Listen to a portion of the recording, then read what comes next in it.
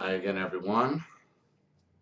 Here with my wife Charlene after after the accident. She she feels pretty bad, but wanted to make this video to kind of go through what happened, and the reason being is basically everything she went through in her past is what she thinks is the reason why this happened. Um, I agree. Um, I'll say it right out. I understand how her mind works probably better than anybody. So I had a lot of reservations about her driving just because of all the things that go on when you drive, all the things that can happen. And the thing with the way Charlene's mind works is she can focus on one thing at a time and one thing only very well, but any type of distraction, was my fear that what would happen happened. How would you explain what happened in the accident? I had a lot of things going through my mind right before I had the accident. I was just worried about so many different things. And then when I get really worried, then it's hard for me to focus on anything else. So it was very one track. Yeah, it's like when I split my attention to different things, I can't give full attention to everything. And then usually I caught myself lately when I'm driving going on autopilot to the point where it's hard for me to even remember how I got from one street to the other street because I just do it so often that I went on autopilot at that time because I had so many things going on in my mind. But you were very insistent on driving, and I was against it, you know, because I understood the way your mind works. But you said, and I'm not blaming you, but you had said, but because of your past abuse and what you had gone through and how you had grown up, is why your mind operates the way it does, right?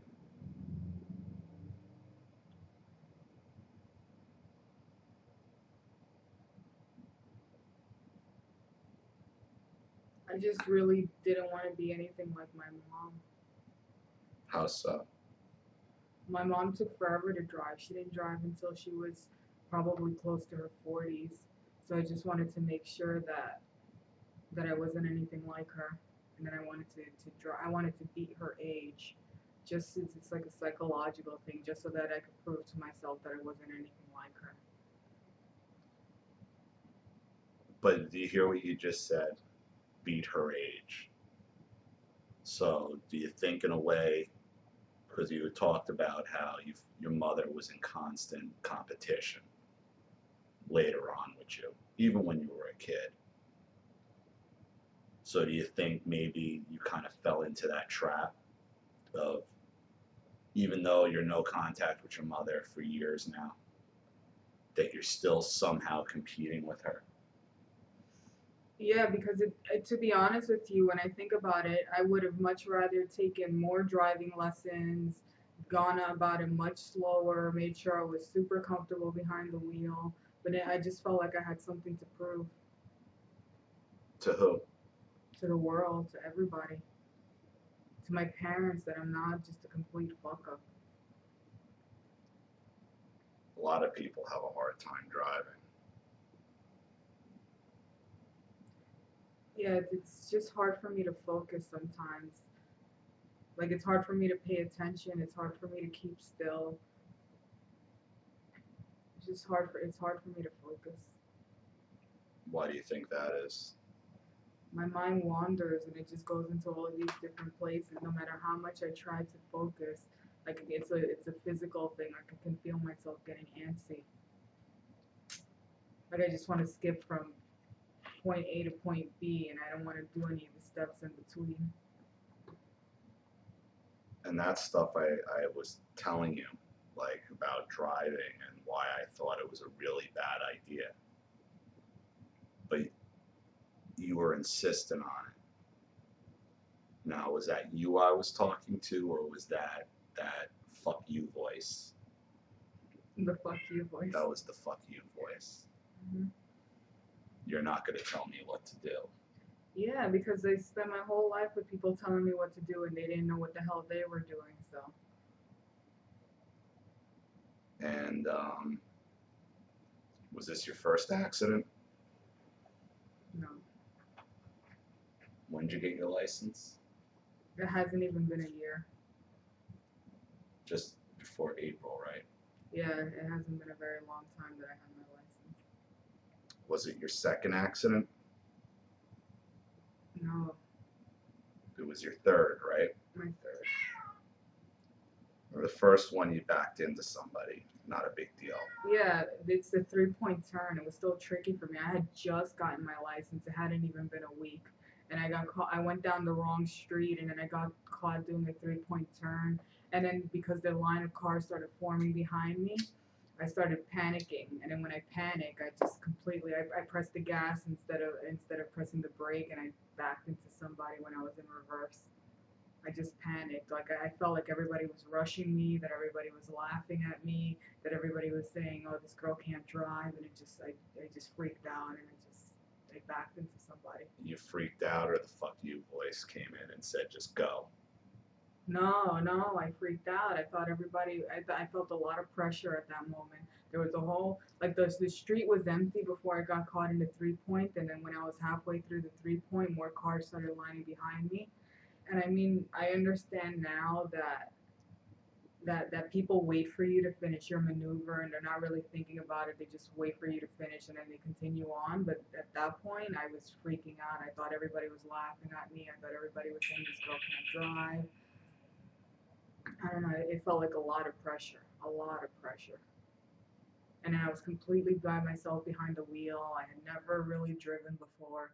It was really scary. And when you had the accident, what did you do immediately? I called you. But there was no real damage, right? No, there was no damage. We waited for a cop, but there was no damage to my car. There was no damage to his car. He was a nice guy. He was an ex-military guy, and he just told me to be careful.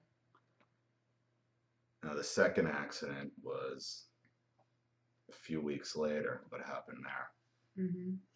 I was pulling into a parking spot, and then I had seen so many times that people pull into their spots, and it was like at a pretty high speed. And I still didn't understand the car that well, so I thought that they were pressing the gas when they were pulling into the spot, and now I realized that they were not pressing the gas. I pushed the gas at the last second trying to pull into the spot easy, and I lost control of the car and I crushed into 3 cars.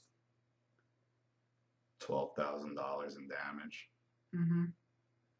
to the 3 cars. Mhm. And what did you do immediately after you had the accident? I called you. That morning, what did I tell you? Because where were you taking the car to? To go to the gym. And where's the gym? It's like a block away. And didn't I tell you not to take the car? It was a bad idea. Yeah, but how am I supposed to get practice if I don't do those short little drives? Just seemed like a bad idea because I knew how shaky you were. So there was really no damage to our car, but there was 12 grand. Well, it was about $200 to our car. I just had to replace the headlight. Now the third accident, only before we even get that, what do I tell you every day before you go to work? Be careful. Every time, right? Mhm. And what have I told you about that car? Car was everything. Car was important.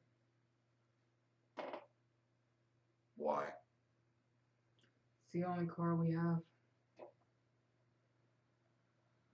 So what happened? I was worried. I was worried about money. I had my mind on all of our problems, all of our financial issues. And I was thinking about how to make money. And then I just was looking at something on my phone before I left. And then right at that moment when I had the accident, like I got an update on something. And I never, ever, ever, ever look at my phone. I never look at it. And at that time, I guess it just because I got so comfortable driving that route that it wasn't worth it. I took the chance and I looked down at the phone. And then when I looked up, I was already midway into the accident. I saw it. And what happened exactly? By the time I looked back up from the phone, I saw in my peripheral vision that somebody else was stopped at the red light. Then I noticed the red light. Then I saw that I had already been past the red light. And before I could even react or do anything, I got slammed into the side by somebody coming in the opposite direction. Not in the opposite, in the perpendicular direction. The car helicoptered. On 360. And what did you do right after the accident? Called you. And what did you say? I fucked up. And that's what you said the last two accidents. Mhm. I really shouldn't have been behind the wheel.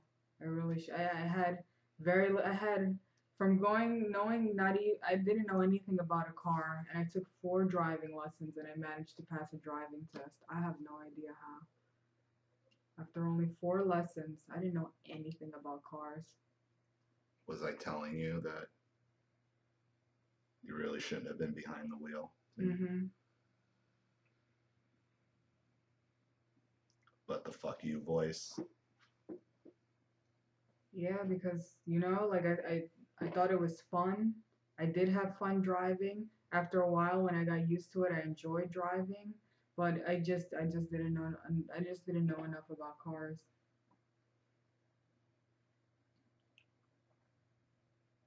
Just so everybody understands, you had your license, and do you remember when you first got your license, you were driving, and you kept going to the right of the road?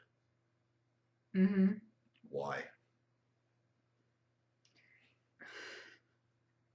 I thought you had to manage the whole car in the lane. I had no idea that you just focus on the driver's side when you're driving. Like I kept like trying to center the car in the lane. Using the middle of the windshield. Using the middle of the windshield. Yeah, I had no idea. None. Do you usually have to learn things the hard way? Yeah. Mhm. So something has to be completely destroyed before it finally sinks in. Yeah, and it's only because I've everything in my life has always been a lie. Things that people tell me are lies, they're not true. And so after a while, like I just got to the point where I learned that the only way you'll really learn anything about life is if you experience it yourself. When the people that are supposed to raise you just lie all the time and they have no idea how to function in the world and they're telling you how to do things. After a while, you're like, well, fuck you. Like you don't know what the hell you're doing. Everything you told me was wrong. So when I would tell you that, this is dangerous with you being behind the wheel, somebody, I think I told you you're going to kill somebody. You're going to either kill yourself or kill somebody. I was really lucky. But you didn't believe me when I said it. You thought I was lying to you. No, it's something that it's logically or intellectually I understood, but it's hard for me to make the connection between understanding something intellectually and then understanding it in the real world. Like you can tell me and I'll understand the concept, I'll understand what you're saying to me, what you're telling me, but it doesn't click in my head. Right. And that's because why? Because you said your parents lied to you about everything. Mhm. So it's like I always need physical proof in order to understand something. You're pretty hard on your other things too. Computers, phones. You break a lot. Mhm. Furniture. Mhm. I wish I didn't though. I really wish I didn't. Like the couch the couch we had when we first moved down here, we got from Ashley. White leather, sectional, expensive. What happened to that? I tried to clean a pen mark off of it with some kind of abrasive cleaner, and it was leather, and then it just started making the leather peel. The whole couch peeled. You had to clean the whole couch with it. Mhm. Now, that's another thing I had told you you got to use the right cleaners for the right things. My dad never used the right cleaner for anything. But I told you it was gonna. But it's like another example of Because you know what it was? I always grew up with the, oh, they just say that just to say that. You can really use anything to clean it. They just say that because they're trying to sell you something. There's something's too expensive. so again you have to learn everything the hard way Mhm. and things end up destroyed. Mhm. But most everything growing up you had was destroyed. I never had anything nice in my life ever. I never had anything to be proud of. I had never had anything to show off. If it was even borderline nice, it would either be stolen from me or it would be destroyed. So you never understood the value of possessions. No,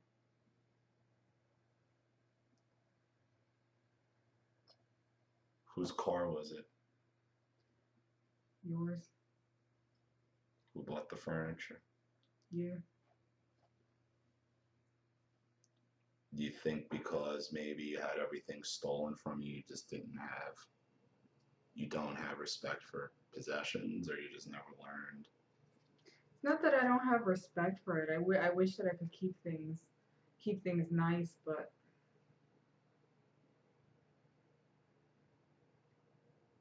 it's just after a while, like you learn, like anything that I ever thought was really, really nice, it would always end up getting destroyed. So you end up losing value for anything. Like even if you really like something, eventually you go like, well, what's the point?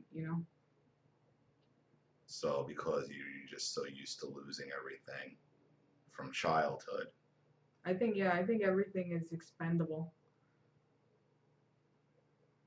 even Because like I never get attached to anything. I don't get attached to items. I don't get attached to people. I don't get attached to anything. but you feel bad when these things happen, right? Yeah. Mhm. But what happens? It's like, do you feel like you learn from any of your mistakes? Or does that fuck you voice that was protecting you to a certain extent when you were a kid and in your teenager years, that still comes out? Sometimes it still comes out. I think one of my favorite things was to destroy things that maybe my parents valued. Like I think one of my happiest moments was when I took a picture of my mom and then I took like a thumbtack or something and then I poked out her eyes and it just felt really good. Do you see me as your parents in some way?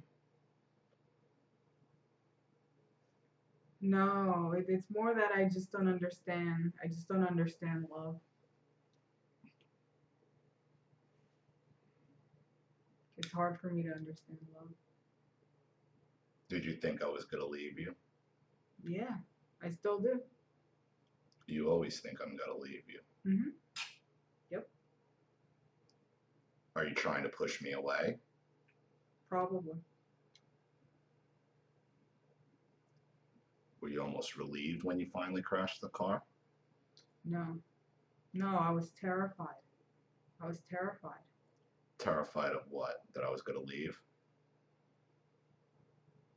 It was everything altogether. I couldn't believe that it happened. It didn't feel real. It didn't feel like I was in the car. I didn't feel any pain whatsoever. You feel pain now, though, right? Yeah. Mhm. You know, it didn't feel real when it happened. So because your parents abused you so bad, you just don't feel like you're in reality until something Until real happens. until something hurts. Yeah. The only time I ever feel like anything is real is if I feel pain from it, because then it kind of connects me into reality. Is that why you were like, just hit me, just hit me? I don't mind getting hit. I've been hit so often that it's nothing. Have I ever hit you?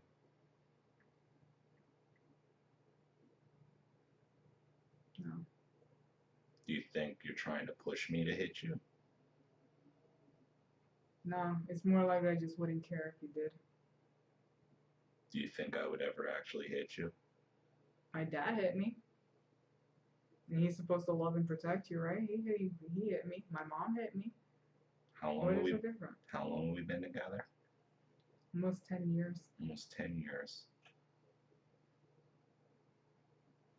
And in 10 years, have I ever hit you? Mm-mm. So after 10 years of, you have your ups and downs and I never hit you, you still think like I'm going to end up being like your dad and end up hitting you? Or you think that's just all you're good enough for? To be Yeah, hit? yeah. Hmm. So you're still stuck, even though we live 1,500 miles away from these people. You're still stuck in this being basically controlled by them and what they did to you, right? Every time I think that I'm over it and like I've moved on, I realize that a lot of the things I do I haven't moved on.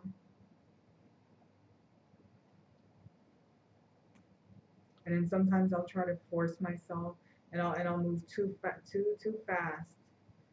and too quick, just because I want so desperate to be over it already. Because I'm getting older now, and you can be tortured when you're a teenager, but when you're about to turn 30, like nobody really gives a shit anymore. What about me? Maybe. Do you think I give a shit? Yeah. So how do you say nobody gives a shit? I mean, in general. I mean, in life. You can't go to work and be like, "Oh, my parents hit me. That's why I'm so angry." No, nobody cares. Nobody That's true. cares. You think I love you? Mhm. But my love isn't enough for you to focus on.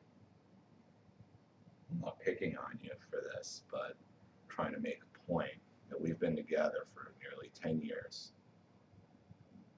And you know I love you. And I made a lot of sacrifices, and you have too. This relationship wasn't easy. Still isn't. But because of that intense abuse that you suffered at the hands of your parents, you just can't accept love. I always talk about that science experiment with that little baby monkey, where one of them was kept in a cage and it just had a regular feeding bottle, and then the other one had the feeding bottle covered in fur, so it felt like the mother monkey. And then the one that had the fur covered one, he adjusted a lot better. And the one that didn't have the kind of the mother's touch, I think that that little baby monkey ended up dying. So I feel like I have like this disconnect. I didn't grow up with hugs or love or anything like that during my formative years. And in child development, that's really, really important, especially in the early years, to kind of have like a grounding or a sense of self. And so I never had any of that. I was always in fight mode all the time. So like when I try to like tell you things, because I am a bit older than you still go into this fight mode. Yeah, not just you, everybody. I want to fight everybody. I want to fight the world. Do you think you want to fight the world, or do you think it's more of a self-sabotage? That you're on a mission to self-sabotage? Yeah, maybe to prove to myself that I'm really just a loser. Why would you think you're a loser? For any accomplishment that I had or anything that I can do, things like that, it's just meaningless. Says who? Because your parents never acknowledged it, so you think everything is meaningless you do? You never got that true, loving acknowledgement on anything? Maybe. Because you know when you grow up, your parents are God or your whole life. Like everything is about what happens at home. And if you don't get appreciated or recognized when you're growing up, you eventually just start thinking nothing's a big deal. Is that the way you are with your art? Mhm. You know, you put out a lot. You put out a couple paintings originally. You were actually able to sell them off the website. And then what happened? Picasso's blue period. That's what happened to me. Or Dave Chappelle going to Africa. That's what happened to me. Dave Chappelle going to Africa. But you've had these problems in jobs where Sephora or, you know, even the gallery job where you have these successes, and then as soon as you start getting recognized, what happens in your head? Well, what happens? You start blowing it up. It's that self-sabotage thing coming in again.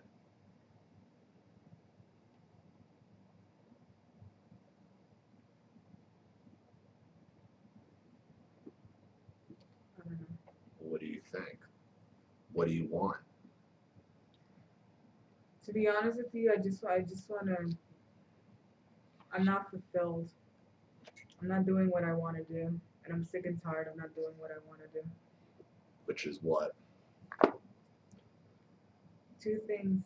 I just want to make art, and I want to write. You were writing a novel. Hmm. How did that start off? Really well. The novel is just like my life. As soon as it hits the climax, How long were you writing that? years. Years. It's the same. It's the same thing with my art. As soon as it starts coming together, the climax. Self-sabotage. It's something internal. It's something that goes on in my head. For some reason, I feel I have to start over again. As soon as it starts getting serious, I'm like, well, it's time to start over. I don't know what it is. I just start everything over again, always from the beginning. Every time I get anywhere, I start over from the beginning. Who else in your life does that or did that? My dad. My dad never finished anything. And my dad was a very talented guy. He never finished anything. He left everything half finished. Like in the house or the apartment. Mhm. Cut a hole in the wall. Mhm. Just left it. Mhm. Start laying a floor. Stop. Halfway. then decide to lay another floor, Mhm. stop, Mhm. then lay another floor, stop. 3 different floor tiles in that apartment. And he had wires strung across everywhere, across the ceiling, across the floor. There were just wires everywhere. Bought a refrigerator with an ice and water maker. Yeah, but I don't think the ice maker worked. Right, because he never ran the water line. So it's always these things that kind of sort of look nice, but then they never really go anywhere. Or they're unfulfilled. So you're following the same pattern of your abusers. In your father's case, who you're probably more like than your mother, though you're similar, it looks similar in looks to your mother, your personality is more in the way of your father. Yeah, my dad is he's a big hermit. He doesn't like to talk to people. He likes to be alone. And he likes to be alone and work on his little projects by himself, kind of like me. Stubborn. Yeah, he's a very stubborn guy like me. And your mother, just abusive. But you got caught up in the competition trap.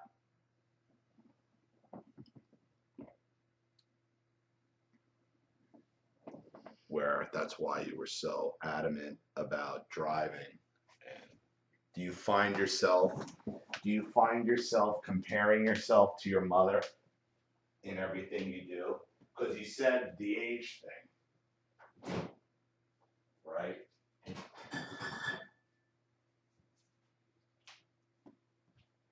Do you realize life isn't a competition or a race?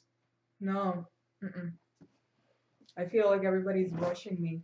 And then the worst part is whenever, especially if I talk to other artists and things like that, and they'll ask me like, "Oh, you paint? Oh, you draw? Can I see some of your work?" Like, I almost always feel like they're rushing me. Because I don't have anything to show them. I don't have. I Well, you do have art to show them. They're on our walls. It's on the easels. What does every person who walks in here and looks at this artwork say? It's cool. It's more than cool. What do they say? It's cool. Can you what? Can I what? Can you do something for me? Yeah, people do ask me to do stuff sometimes. And when you tell them that you hate your art, what do they say?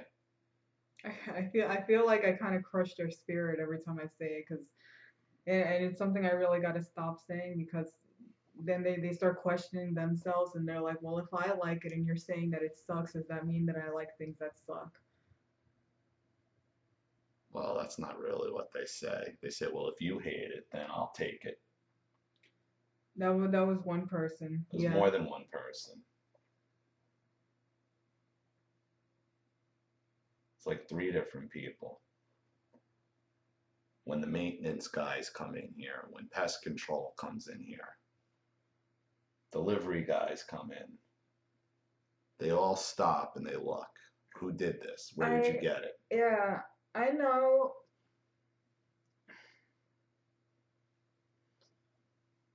I don't know. I feel like I'm about to talk down about my art again. Well, that's self-sabotage. It's like you don't want people to like your art. Kinda, yeah. Mhm. You want to keep people's expectations low. Yeah. So they don't expect anything out of you. So they don't expect anything at all. And then that's the reason why I get frustrated and mad at myself, because if I don't change the way I feel about my art or I feel about my writing, then I'm gonna be stuck working for other people for the rest of my life in unfulfilling jobs. Shitty jobs, right? Mhm. It's just caught in this rat race every day. And I just feel I'm super creative, and then every single time I can, like, I'll have a notebook on me or a sketchbook, and I'll be doodling something or I'll be writing something. And then that's the only time I feel fulfilled. And then I get stuck in these jobs that they're just mind numbing, and the people are mind numbing. That stuff they talk about, I have no interest in. I just kind of want to be home and working on my stuff.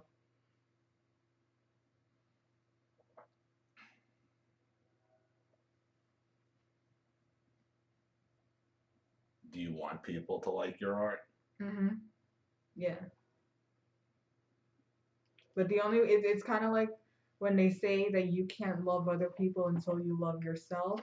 I can't expect other people to love my art if I don't love my art or if I don't love my writing.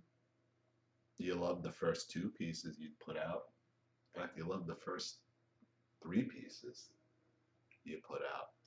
I kind of have an appreciation for them now. I'm really hard on myself because I really feel I should have went to art school and I didn't. So everything I do is self-taught. And so I feel like my skills aren't matching up to what I see in the industry. But then I realized that the people that are putting that stuff out in the industry, they all went through a learning period. Their early work is not anything to brag about either.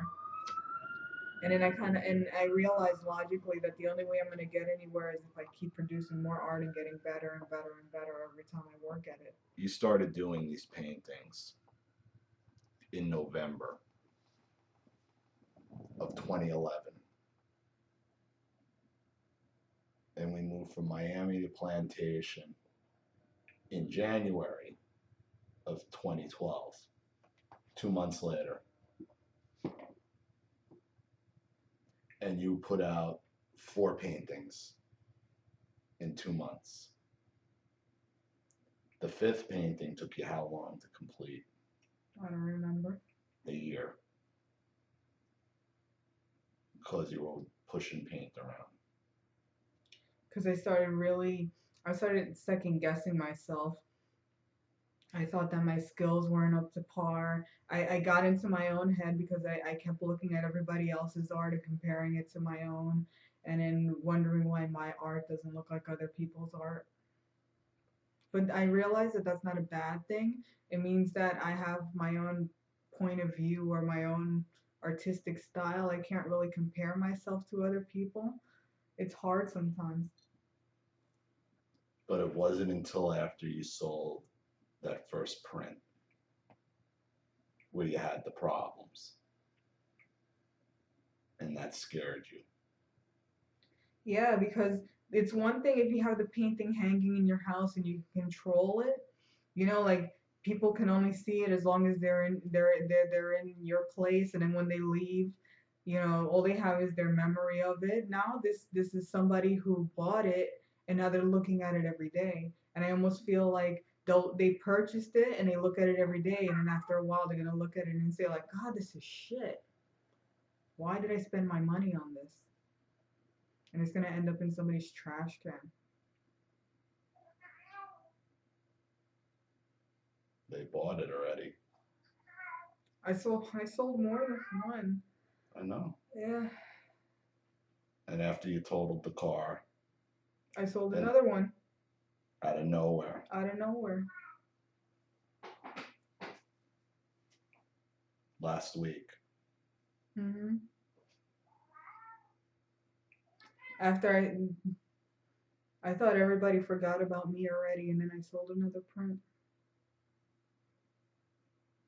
Because your stuff was still up on the website and you didn't realize it, or you hadn't thought about it. I hadn't taken it down, and I had a feeling before, oh, I'm gonna take it down like I always do and just destroy it, and then forget it ever happened and forget I ever did anything. But for some reason, that one I never got around to taking down the website. I think I deleted everything, the social media, everything. But you were still kind of doing art though, even at the club. Yeah, they really liked my artwork at the club. They hired me to do murals on glass mirrors. And how much would you make for? I could yeah, they kind of. It would take you how long to do a mural? 3 or 4 hours for 3 them? 4 hours, yeah. And how much were they paying you? $150. $150. Yeah, it was for a club you already worked at. They were giving you $150 cash. And they were hiring me regularly. And how long would those murals stay up? Couple days. Because they would just wash it off because they were for events. And you still don't believe people like your art. I'll be honest that the mural stuff gave me a lot more confidence because the whole thing about the mural is that you can't leave things unfinished. They need it done. You know, they need it done. It has to be on display by a certain time. So it just forced me. It forced me to have to finish it because otherwise I don't get paid. Right. Well, that's what I've been saying. Like, you need deadlines, but you need a real, you can't give yourself a deadline. You need a real deadline with I consequences. always work better on a deadline. If you give me a deadline and it's a make or break deadline, it has to be done by this point. I always pull through at the last minute, always. Now, that's not the only thing you had successes on. You had done one makeup tutorial when we're still up in New Jersey, and you just told me this. Mhm. How many views did that video have you put up? I don't know. I think I got to like 13,000. On one video, and that was your only That video. was my only video. I got a lot of questions, a lot of feedback. People were sending me a lot of messages, asking for advice, and I just took it down. To the point where YouTube had offered you partnership. And that was back in the day before everything could be monetized. Yeah. So another opportunity that you just, My whole life was just blowing opportunities. and after the accident, you decided to actually get your actual website online, which you have had the domain name for what, 2 years? Mhm. Yeah. And what did you do? You put an ad on Craigslist as well? Yeah. It's been up for a couple days. Yeah. And what, did you get an email today? Mhm. What for? For a commission. For a commission. And how much were you offering commissions for? For what she was looking for, it's starting at $360. $360 for a commission. Mhm. And it's only been up for a couple days. Yeah. And that's still not evidence to you that people like your work, that you have something to offer. Working in the art gallery helped me because I can relatively see other people's prices. And so I realized that $360 for an original painting is actually a really, really good deal. It's a really good deal. And when I look at other people that are doing commissions online, I realize that I'm really hard on myself. My skills are actually better than I give myself credit for. But isn't that evidence to you that people want your work? Hmm. Yeah. But you get into that self-sabotage Hmm. because your parents always took everything from you. Are you still, when you're making your paint, when you're doing your paintings, you told me that you're still thinking about what they would think about it. It's hard for me to relax. It's hard for me to let go. It's hard for me to just do what I want to do, paint what I want to paint without fear of people judging me. Who's ever judged you other than your dumb mother and father?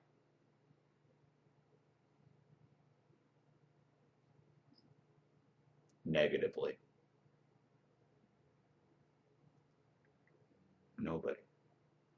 Now, granted, your mother and father beat the shit out of you and did horrible things to you. But you're going to be 30 years old. And we've been down here now 5 years.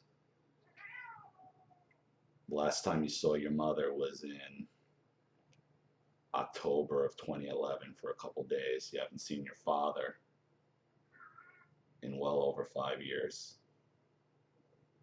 And they're still in your head.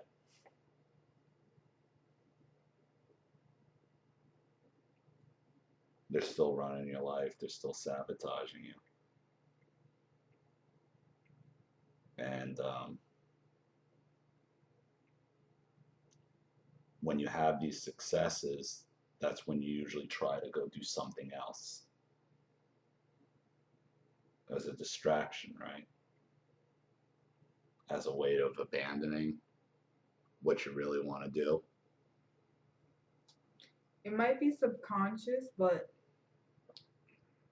to be honest, I just have my problem is I have so many ideas and I think all of the ideas are good and then every time I start working on one thing and then it doesn't look the way I want or it gets to the difficult period where you're supposed to push through and just finish it, then I give up and then I'm like, well, I can always go on to the next good idea. But it doesn't matter if you have a whole encyclopedia of good ideas if you never finish any of the good ideas. Right. Because you get so focused on every piece that you're doing or everything you're doing to avoid that criticism. I think it's more that I can just stay in the state of perpetually finishing things so that I never actually have to put it out. Because as long as it stays here, it's safe. Then nobody's looking at it, nobody's talking about it, You mean nobody's wondering like, what the hell were you thinking? You know, where do you even get this idea from? whose voice is that asking those questions? Who used to ask you questions like that and attack you like that?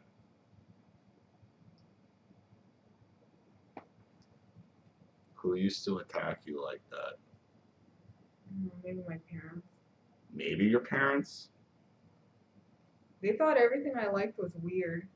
And to be honest with you, maybe it is weird, but I don't think that's a bad thing. I've always been a little strange, but some of the best people in the world are strange.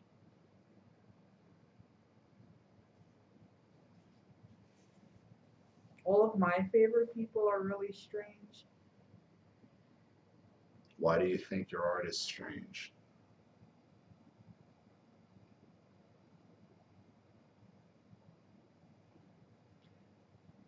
It's because I don't know. It's like I do this pinup art, but it's almost like the pinup art I do. They're not just there for show.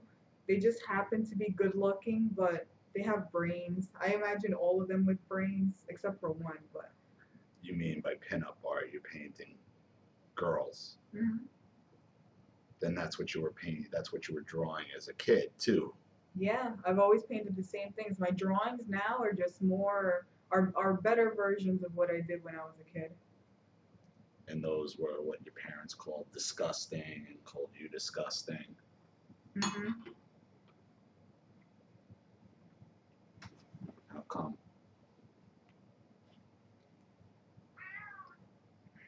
Well, I always drew this pinup style. I it wasn't just my parents too. I used to get made fun of in school because they'd be like, "Oh, why are you girls? Like their boobs are big." I do the same thing now, and then now you want to pay me for my big boobed girls, and before you're making fun of me for it. Um, do you realize the people buying your art aren't the people who are making fun of you for it, right? Yeah. So you have a hard time separating your abusers from reality.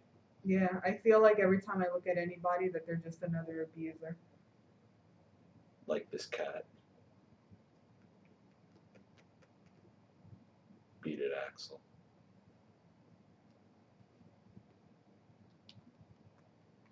So you got your website up. Yeah, I figured that it's better to make it live and keep it under construction versus just keeping it perpetually unpublished. Because I can always just tweak it and add more to it later, which is what normal people do. That's what every website does. And it's the I have this problem with everything has to be completely perfect before I release it, and that's not the way things work in the real world. Even Google launches things that fail and then they tweak it and do it, and they're a $1 billion company. Is art perfect or is art subjective? It's subjective, but I compare myself to people that I really admire, but I'll never get to the level of the people I admire if I never produce anything, if I keep at a standstill. What would you consider perfect? There is no perfect. No, there's no perfect. Only my perfect in my little world. Or is it more that you look at your paintings and you're thinking, what are my parents going to criticize about this painting, about that painting, about this painting? Though they criticize everything. They wouldn't like anything that I make. Right. When you go on YouTube, on music videos, doesn't matter the band. Could be Black Sabbath.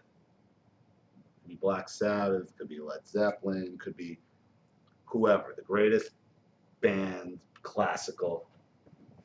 Are there hater comments in every one? Mhm. Yeah, there's always people that hate. Always. So why do you focus so because your parents hated on you for so long, you let the haters control your life? Yeah, because I feel like what they're saying is the truth, that what they're saying is justified, that they're proving that I'm not really anything good, that I'm bullshit, and I'm just waiting. I can get 1,000 compliments and I'll only focus on two criticisms. And I'll be like, oh well, you see, they're right. They're not right. No, they're not right. Every artist has haters, and Mhm. the internet just makes it worse. Because they can hide behind anonymous screen names. It's really silly. The more I talk about it, the more it seems silly because you're never gonna be everybody's cup of tea ever. And I don't even understand where that came from because when I was growing up, I used to dress in a very unusual way and I listened to unusual music. I got made fun of all the time and I just never really gave a shit. I did it anyway. So I don't understand. Like I grew up in a like very punk rock attitude, and I went to punk, and I just never gave a shit. I think as I got older, and then I tried to normalize, and I got out of that little world where everybody was, nobody gave a shit, and everybody had the same attitude of like, well, fuck you, and then I started kind of going more into the real world, and then that's when I really started freaking out. That's when I really started freaking out. And you let the haters control. Yeah, like the normal world, normal people.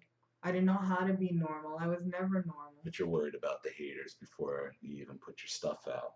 So the haters don't even exist other Mhm. than in your past and your parents. Mhm. And their opinion is meaningless based on who they are and how they live. Yeah, I don't want to edit myself anymore. I just want to do what I want to do. So you're not going to drive anymore, right? Not for now. Not for now. I need more driving lessons. I won't get behind the wheel without more lessons, more training. I'm not. It's too volatile behind the wheel. The thing is that there was a sense of freedom I had driving. It felt good, and I like cars. I like cleaning the car. I like detailing the car. I liked everything about it. I just didn't know how to drive. I only had 4 lessons, and then I was on the road. 4 lessons, and I'm on the highway. From going from nothing, I didn't know any. I couldn't even pull out of a parking lot. I didn't even know how to start the car, and then they gave me a license. I told you there's no way you should have a license. Yeah, I should have had months of training. I missed that whole experience where you're a teenager and you get your car for your first time and you need a Didn't licensed driver in the driver's seat while you have your permit. I missed everything. didn't have driver ed. No. Most people go through driver ed in high school for 4 months. Yeah, no, Just classroom before they even let you get behind the wheel of a car. no, I did not. I didn't have any of that. I crammed the driver's manual. I took 4 lessons because that's all I could afford at the time was 4 lessons. And then at the end of the 4th lesson, I was like, well, I can't afford any more lessons, so I better damn get my license. And I got my license. Well, the problem is with the state, they'll give anybody a license down here. Yeah, I didn't have to parallel park in the test. You don't have to do anything. I barely had to do anything. I had to drive around in a circle, do a fast break, do a 3-point turn. That was it. Pull into a spot.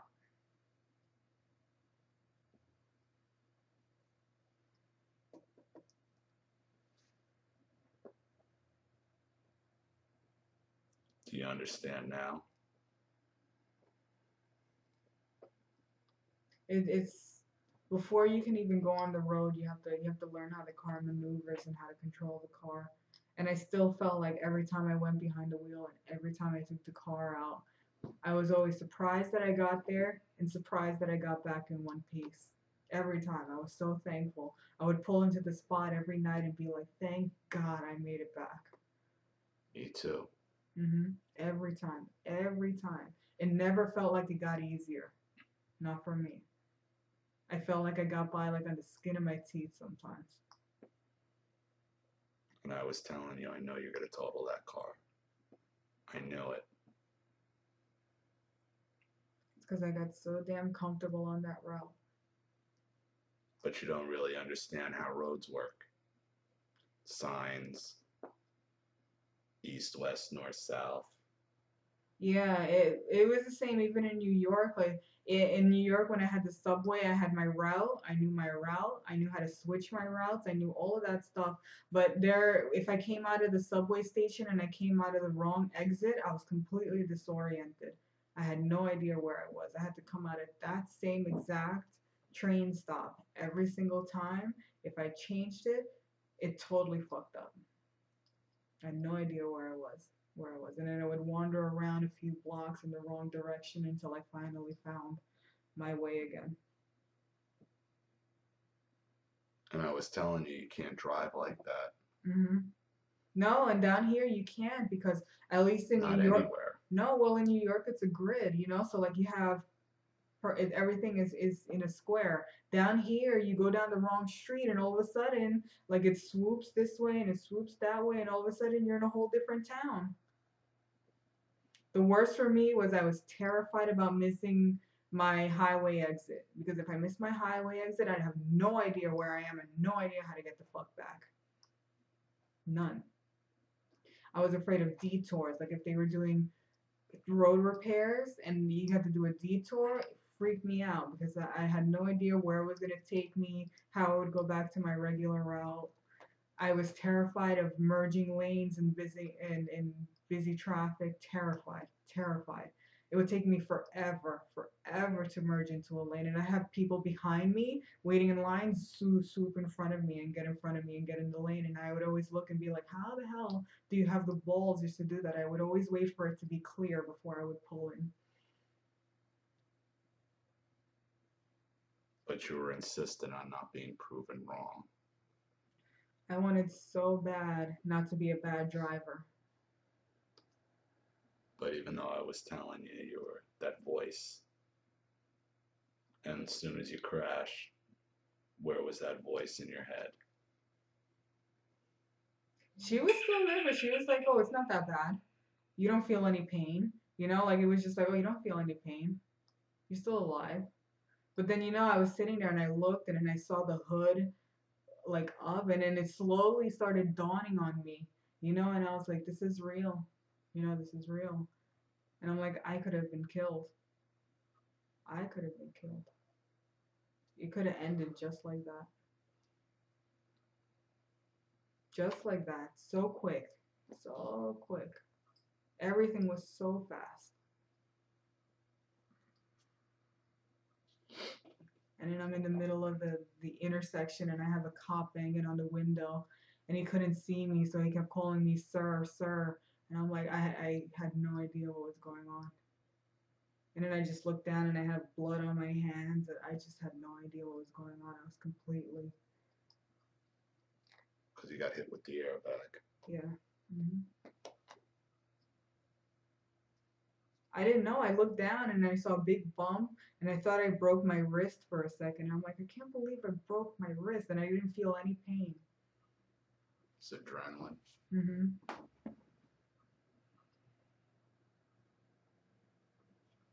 All right. Well, we've been talking about an hour. So You're going to focus on your art now. I have to. Your website is live. Mm-hmm. Yeah. Mm-hmm.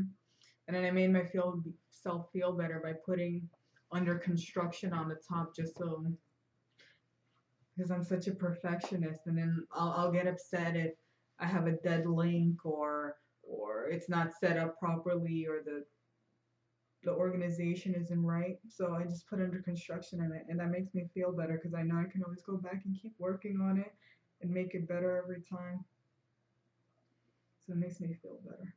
Well, I'm going to put a link to your art page because tons of people are begging me to show it, Mm-hmm. your art. Uh-huh. So, I hope nobody laughs at my page. no, well, Well, there's yeah. always going to be haters, Yeah. but anything you want is because I do have a ton of artists and musicians who follow me. Anything you want to say to your fellow artists or creative people about these ruts in their music or their art? I would say the biggest lesson that I learned, especially working in the art gallery, is you might not be everybody's cup of tea, you know? Everybody has their own tastes and what they like and what they don't like. The most you can do is be completely authentic to yourself, produce the stuff that you think is cool, and then you'll find other people that'll look at your stuff and be like, wow, I never thought anybody would get what I wanted perfectly, and you managed to do it. So that's the most that you can do. There's always going to be people that don't like what you're doing. There's always going to be people that don't understand what you're doing. There's going to be people that laugh at what you're doing. And then on the other flip side, there's going to be somebody that completely loves it and is so thankful that you made it because it was something that they didn't even realize that they wanted. Yeah. Mm-hmm. I'm glad you weren't hurt bad. Thanks. I don't know what I would do if something happened to you. Yeah, I feel like I deserve the pain, you know? Like it's just a reminder because that's the only way that I learn. Well, you can thank your parents for that. But I think a lot of people understand what you're going through. So, I hope this helped out everybody who's watching. Thank you for all your support and all the well wishes on Facebook. Anybody who's on my Facebook page can see how serious the accident was. Cars. I'll say this. I'll buy another Volkswagen in a heartbeat because that fucking thing could take a shot. That little Beetle. It was blown apart. So Charlene's art link because a lot of you have asked will be in the description box. My PayPal link will be under that. Thank you everybody who's contributed thus far and continues to. I really do appreciate it. And again, remember, if I'm going to be making videos regularly again starting tomorrow. If you make a contribution of any amount and you want your story made into a video, you go right to the top of the list. Also, if you make a contribution to do a video Skype call that you want recorded, we can do that as well. The video Skype calls are for a contribution. That's the only one. Any other story, please send to me. I try to skip around to kind of do a grab bag of them, but the contributions go right to the top of the list. Thank you again, everybody, for everything. Thank you for watching. This is Ollie Matthews and Charlene. See you all again real soon. Bye.